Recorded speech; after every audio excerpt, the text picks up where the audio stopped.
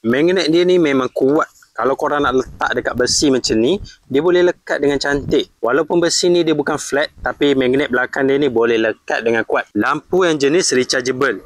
Ada sebiji lampu ni macam-macam yang korang boleh guna. Korang boleh guna untuk camping, boleh guna untuk kerja, boleh guna untuk buat kerja servis dan boleh guna untuk kecemasan.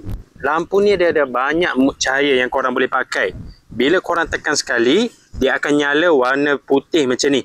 Tekan lagi sekali dia akan lebih cerah. Tekan lagi sekali dia akan lebih cerah macam ni. Dan dia punya temperature warna ni korang boleh ubah tau. Boleh jadi warna putih, boleh jadi warna kuning dan boleh jadi warna oranye macam ni. Temperature warna ni korang boleh tengok dekat sini. Dia ada 4 mood cahaya. Temperature ni korang boleh adjust ikut yang mana korang suka. Kalau guna untuk kerja, saya lagi suka warna putih macam ni. Sebab warna dia ni lebih soft sikit. Tak sakit mata bila nak buat kerja. Dan dia punya lampu pula jenis pakai diffuser macam ni.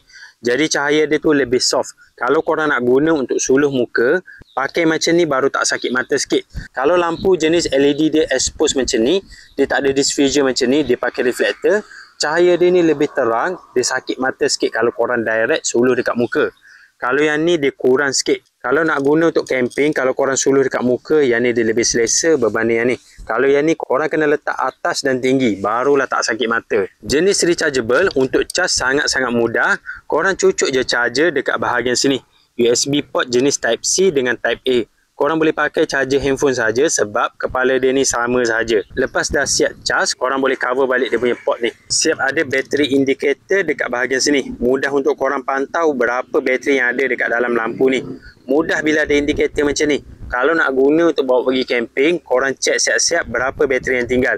Kalau bateri lemah, mudah boleh cas dulu sebelum guna.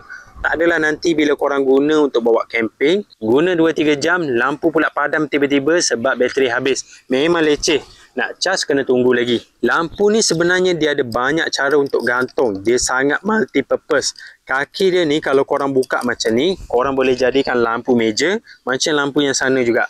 Boleh adjust dia punya angle bagi ngam-ngam dengan tempat yang korang nak suluh. Dan kalau korang nak lekat dekat besi, mudah dia boleh lekat dengan kuat.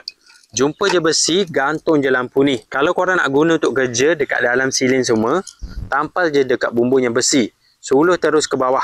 Mudah untuk gantung. Dan kalau korang nak gantung dekat tempat yang tak lekat dengan magnet, korang boleh pakai dia punya cakuk ni.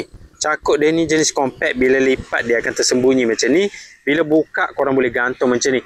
Boleh gantung dekat kemah, boleh gantung dekat ranting pokok semua. Dan kalau korang ada tripod, boleh cucuk tripod dekat mounting bahagian sini. Bila lekat dekat tripod, korang boleh jadikan lampu kerja. Boleh gantung terus tinggi-tinggi dan adjust dia punya angle macam ni. Jadi kalau korang nak cari lampu portable yang jenis banyak mood cahaya, jenis rechargeable, cahaya pula boleh tukar, boleh guna untuk macam-macam, banyak cara untuk gantung, korang boleh cek lampu yang model ni. Cahaya dia pula terang. Boleh cek dekat link video.